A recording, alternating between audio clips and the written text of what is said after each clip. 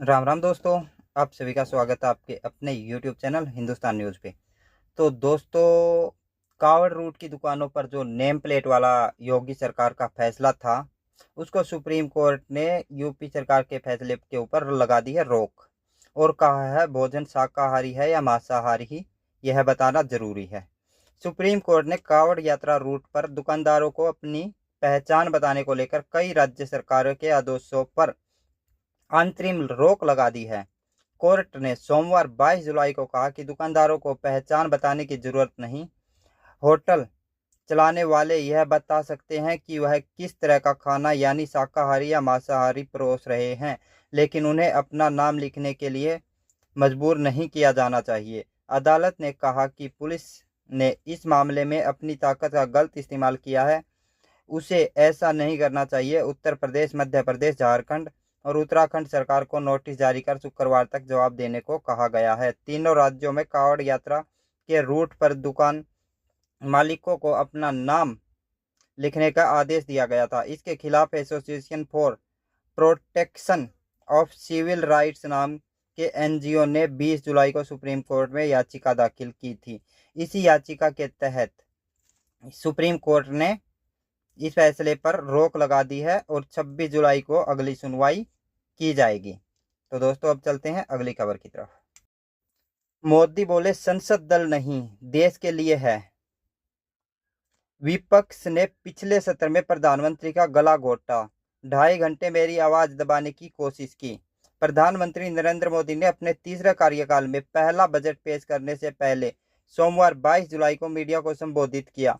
मोदी ने बजट सत्र के दौरान सरकार के एजेंडे पर बात की। उन्होंने कहा कि यह बजट अगले 5 साल की दिशा तय करेगा और 2047 में विकसित भारत के सपने को पूरा करने की नींव रखेगा। मोदी ने जून में सरकार बनाने के बाद लोकसभा के पहले सत्र में विपक्ष के हंगामे को की भी आलोचना की। उन्होंने कहा कि सदन दल के लिए नहीं है बल्कि देश के लिए है। 140 करोड़ देशवासियों के बहुमत के साथ जिस सरकार को चुना, पहले सत्र में उसकी आवाज को कुचलने का अलोकतांत्रिक प्रयास हुआ है। प्रधानमंत्री ने कहा विपक्ष ने अपनी विफलताओं को छिपाने के लिए सदन के समय का इस्तेमाल किया है, देश के प्रधानमंत्री का गला घोटने का प्रयास किया। 2.5 घंटे मेरी आवाज दबाने की कोशिश की गई है। लोकतांत्रिक परंपराओं में ऐसे आचरण का कोई स्थान नहीं हो सकता, इसका कोई पश्चाताप नहीं है।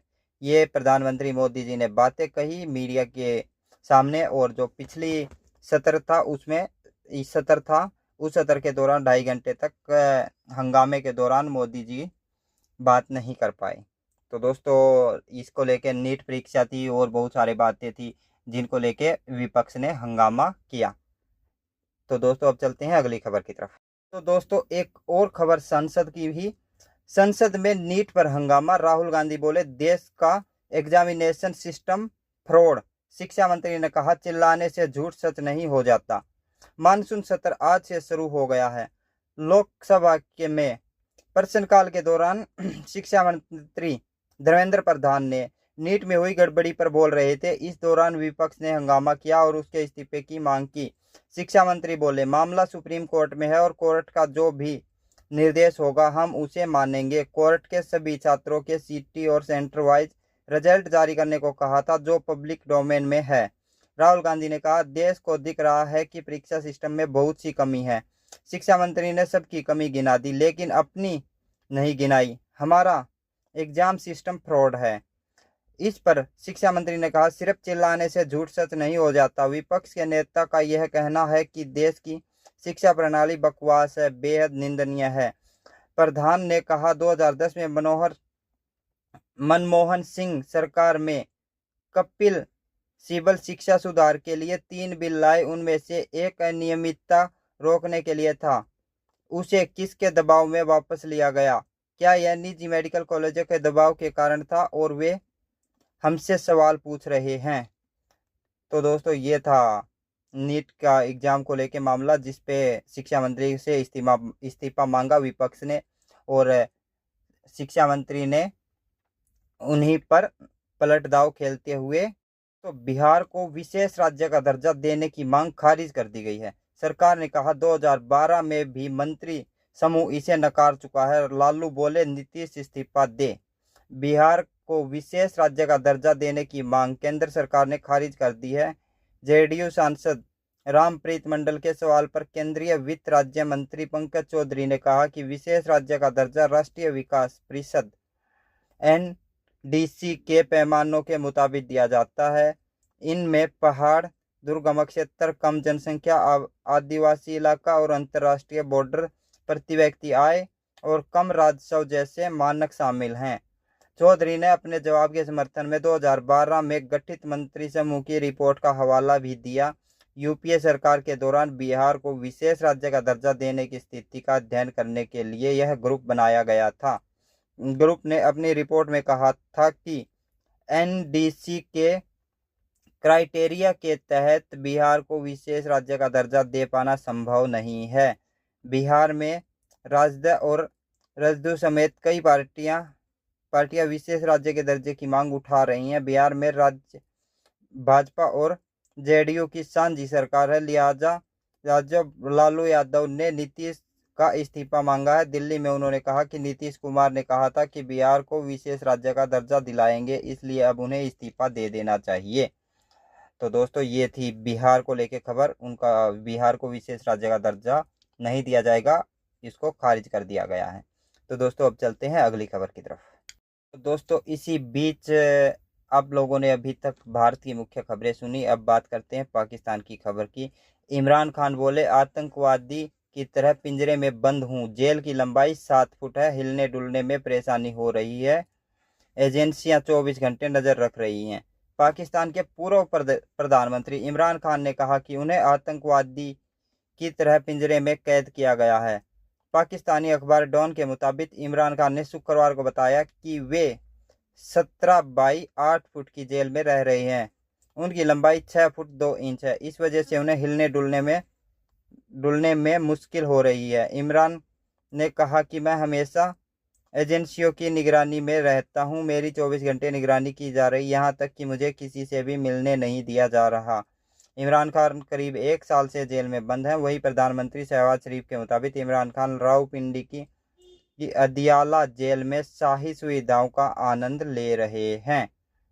तो दोस्तों ये थी एक पाकिस्तान से खबर, जहां इमरान खान एजेंसियों पर वो आरोप लगा रहे हैं कि उसको आतंकवादियों की तरह रखा जा रहा है। वहीं शहबाज शरीफ कह रहे हैं कि रावलपिंडी की जेल में शाही सुविधाओं का आनंद ले रहे हैं इमरान खान। तो दोस्तों अब चलते हैं अगली खबर की तरफ। हरियाणा के हिसार में बीजेपी के भीतर सियासी खेल शुरू हो गया है। स्वास्थ्य मंत्री डॉक्टर कमल गुप्ता के बस स्टैंड बाहर शिफ्ट करने के ड्रीम प्रोजेक्ट को सावित्री जिंदल ने विरोध कर दिया है।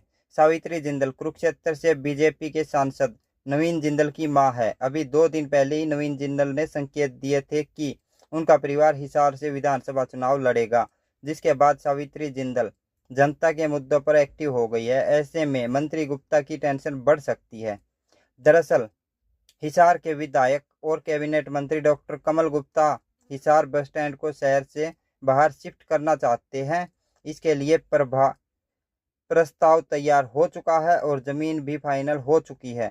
दूसरी ओर हिसार के व्यापारी इसके विरोध में उतर आए हैं। 25 से ज्यादा मार्केट एसोसिएशन के एक समूह ने हिसार की पूर्व विधायक सावित्री जिंदल से मुलाकात की। उन्होंने कहा कि अगर यह बस स्टैंड शिफ्ट किया गया तो उनका कारोबार ठप हो जाएगा। खास बात यह है कि भाजपा पार्षद भी इसके खिलाफ हैं और वे व्यापारियों के साथ सावित्री जिंदल से मिलने भी गए थे। तो सावित्री जिंदल ने आश्वासन दिया है कि अगर सभी दस्तावेज तैयार करके उन्हें दिए जाएं तो वे मुख्यमंत्री नायब सैनी से मिलकर इस प्रोजेक्ट को रद्द कराएंगी। तो दोस्तों ये थी हरियाणा से खबर। सावित्री जिंदल भाजपा के अंदर सियासी खेल शुरू हो गया है। और अब चलते हैं अगली खबर की तरफ। आप सबको याद ही होगा पिछले साल जो नूह हरियाणा में नूह के अंदर जो अहिंसा हुई थी, तो उसी अहिंसा को देखते हुए आज नूह में कर्फ्यू जैसे हालात के बीच ब्रजमंडल यात्रा शुरू की गई, साधु संतों शुरू की गई और अपने गंतव्य तक पहुंची। साधु संतों के काफिलों में मौजूद रही पुलिस गाड़ियां 4 घंटे में घंटे में पूरी इंटरनेट खुला। हरियाणा के नूंह में पिछले साल हुई हिंसा के बाद सोमवार 22 जुलाई को फिर पांडवकालीन शिव मंदिर में कर्फ्यू जैसे हालात के बीच ब्रजमंडल यात्रा निकाली गई। यात्रा का टाइम सुबह 10 बजे का था, लेकिन करीब 3 घंटे देरी के बाद यात्रा नल्हड़स्वर मंदिर से जलाभिषेक के बाद शुरू हुई। इसके बाद पुलिस की गाड़ियों के साथ साधु संतों और श्रद्धालुओं का काफिला फिरोजपुर जिरका के जिरकेश्वर मंदिर और फिर पुनहावा के सिंगारसरेश्वर मंदिर महादेव मंदिर पहुंचा। यहां यात्रा संपन्न हुई। इस दौरान कोई उपद्रव की खबर सामने नहीं आई। इस 80 किलोमीटर लंबी यात्रा के लिए प्रशासन की तरफ से 5 घंटे का समय तय किया गया था, लेकिन यह 4 घंटे में ही पूरी हो गई। वहीं हिंसा के आशंका के मद्देनजर प्रशासन ने यहां सोमवार शाम 6 बजे तक इंटरनेट बंद किया। इसके बाद इंटरनेट चालू कर दिया गया। इसके साथ ही नूंह में 2000 पुलिसकर्मियों की तैनाती की गई थी। अरावली की पहाड़ियों की भी ड्रोन के द्वारा निगरानी की गई थी। जिस अरावली की पहाड़ियों से पिछली नल्हड़ यात्रा में गोलियां चली थी, उसी पहाड़ी पे अब ड्रोन के द्वारा